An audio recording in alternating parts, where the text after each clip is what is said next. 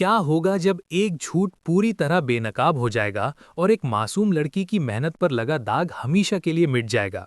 अगर आप जानना चाहते हैं कि सच्चाई कैसे सामने आती है और किस तरह एक गलत इंसान अपने ही जाल में फंस जाता है, तो इस कहानी को अंत तक जरूर सुनिए।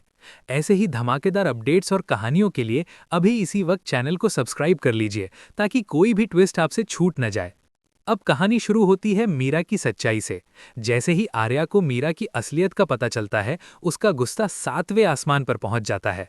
आर्या के दिल में अब सिर्फ एक ही बात होती है कि जिसने भी अन्नू की जिंदगी के साथ खिलवाड़ किया है, उसे इसकी कीमत चुकानी पड़ेगी। आने वाले वक्त में आप देखेंगे कि आर्या मीरा को ऑफिस से धक्के देकर बाहर निकाल देता है, लेकिन ऐसा अचानक नहीं होता। इसके पीछे कई घटनाएं होती हैं, कई परतें खुलती हैं और हर सीन कहानी को और भी दिलचस्प बना देता है। इसलिए वीडियो को लास्ट तक देखना, और अगर कहानी आपको पसंद आ रही है तो लाइक ज़रूर करना ताकि हमें पता चले कि आप ऐसे कंटेंट को पसंद करते हैं। दूसरी तरफ कहानी में एक इमोशनल मोड़ आता है। हर दिन एक शख्स अन्नू के घर माफी मांगने आता है। वो सिर्फ अन्नू से ही नहीं बल्कि उसके मम्मी पापा से भी हाथ जोड़कर माफी मांगता है। उसका चेहरा शर्म से झुका हुआ होता है और आवाज में पछतावा साफ झलकता है। अन्नू के माता पिता भी उसे देखते हैं, उसकी बातें सुनते हैं, लेकिन दिल का दर्द आसानी से नहीं जाता। हर दिन वही माफी, वही पछतावा और वही उम्मीद कि शायद एक दिन सब कुछ ठीक हो जाएगा। अगर आपको लगता है कि इंसान को अपनी गलती मानने का मौका मिलना चाहिए, तो इस वीडियो को अपने दोस्तों के साथ जरूर शेयर कीजिए। इधर अन्नू अपने ही संघर्ष में डूबी हुई है। एग्जाम का रिजल्ट आने वाला है और उसका मन बहुत बेचैन है। अन्नू मंदिर जाती है, हाथ जोड़कर भगवान के सामने खड़ी होती है और आंखें बंद करके प्रार्थना करती है। वो कहती है, भगवान, मैंने पूरी मेहनत की है, प्लीज मुझे पास कर देना।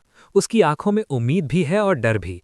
मंदिर की घंटियों की आवाज उसके दिल की धड़कनों के साथ मिल जाती है। जैसे ही वो मंदिर से बाहर निकलती है, उसकी नज़र जमीन पर पड़ी उल्टी चप्पल पर पड़ती है।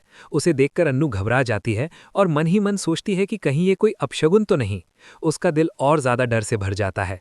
अन्नू की ये हालत देखकर सिमरन उसे संभालती है। सिमरन प्यार से कहती है कि ऐसी छोटी छोटी बातों पर ध्यान मत दे, सब ठीक होगा। तूने एग्जाम अच्छे से दिया है, मेहनत की है, तो रिजल्ट भी अच्छा ही आएगा। सिमरन की बातें सुनकर अन्नू थोड़ा शांत होती है, लेकिन दिल का डर पूरी तरह खत्म नहीं होता। अगर आप भी मानते हैं कि सच्चा दोस्त वही होता है जो मुश्किल वक्त में हिम्मत दे, तो इस कहानी को लाइक जरूर करें। अब कहानी का सीन बदलता है और हम पहुंचते हैं ऑफिस में। वहां मीरा मिठाइयां बांट रही होती है। बाहर से देखकर लगता है जैसे वो किसी खुशी का जश्न मना रही हो। वो एक एक करके सबको मिठाई देती है और झंडे के पास जाकर भी मिठाई बढ़ाती है। मीरा कहती है कि अगर अन्नू पास हो गई तो कंपनी को कितना फायदा होगा, और अगर अन्नू फेल हो गई तो उसका कितना बड़ा नुकसान होगा। उसकी बातों में एक अजीब सी मिठास होती है, लेकिन अंदर कहीं कड़वाहट छुपी होती है।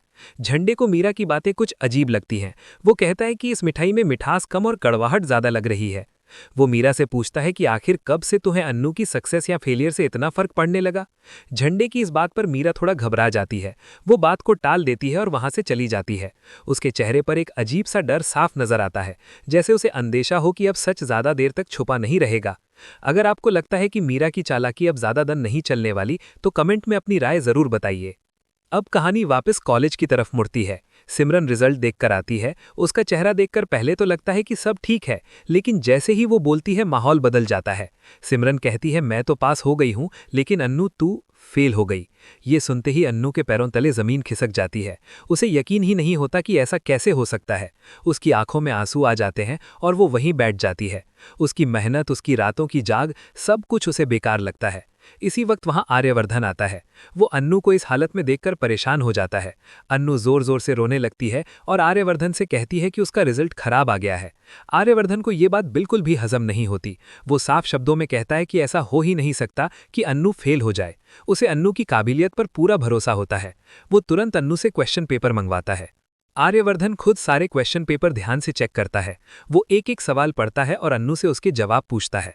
अन्नू हर सवाल का जवाब पूरे कॉन्फिडेंस के साथ देती है। जब सारी जांच खत्म होती है तो आर्यवर्धन कहता है कि अगर तुमने यही जवाब लिखे हैं तो तुम्हारे कम से कम 64.2% तो बनते हैं। ये सुनकर अन्नू भी हैरान हो जाती है। वो कहती है कि उसे भी यही लग रहा था कि उसके 60% से कम नहीं आएंगे, लेकिन रिजल्ट में उसे फेल दिखाया गया है। इसी दौरान दूर खड़ा एक प्रोफेसर फोन पर किसी से बात कर रहा होता है। आर्यवर्धन की नज़र उस पर पड़ती है और वो सिमरन से पूछता है कि ये आदमी कौन है। सिमरन बताती है कि वो उनका प्रोफेसर है। जैसे ही प्रोफेसर की नज़र आर्यवर्धन पर पड़ती है, वो घबरा जाता है।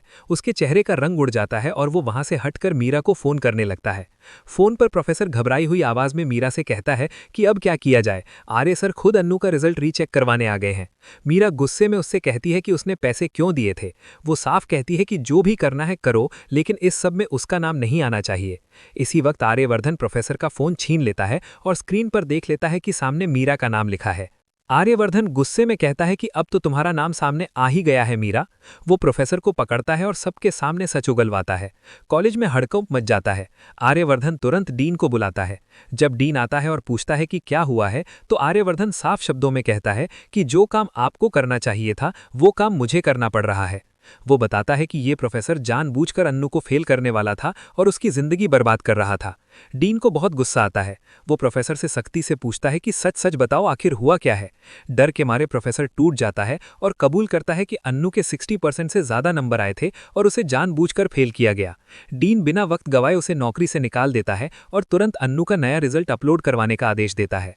जैसे ही अन्नू को पता चलता है कि वो पास हो गई है, उसकी खुशी का ठिकाना नहीं रहता। उसकी आंखों में आंसू होते हैं, लेकिन इस बार खुशी के। कॉलेज से बाहर निकलते वक्त वो आर्यवर्धन को गले लगाने वाली होती है। आर्यवर्धन मुस्कुराता है और अन्नू को एक सरप्राइज देता है। वो उसे आंखें बंद करने को कहता है और फिर एक बड़े ट्रक से गुब्बारों के बीच से फूलों का छोटा सा गुच्छा निकालकर अन्नू को देता है। वो कहता है कि उसे पूरा भरोसा था कि अन्नू कभी फेल नहीं हो सकती। अन्नू भी दिल में ख्वाहिश जन्म लेती है कि काश आर्यवर्धन भी उससे अपने दिल की बात कह दे, लेकिन तभी अचानक कोई उसके हाथ से फूलों का गुच्छा छीन लेता है। अब ये कौन है और आगे क्या होगा, ये जानने के लिए जुड़े रहिए। वीडियो को लाइक करना न भूलें, चैनल को सब्सक्राइब रखें और कमेंट में ज़रूर बताएं कि आपको ये पहला हिस्सा कैसा लगा।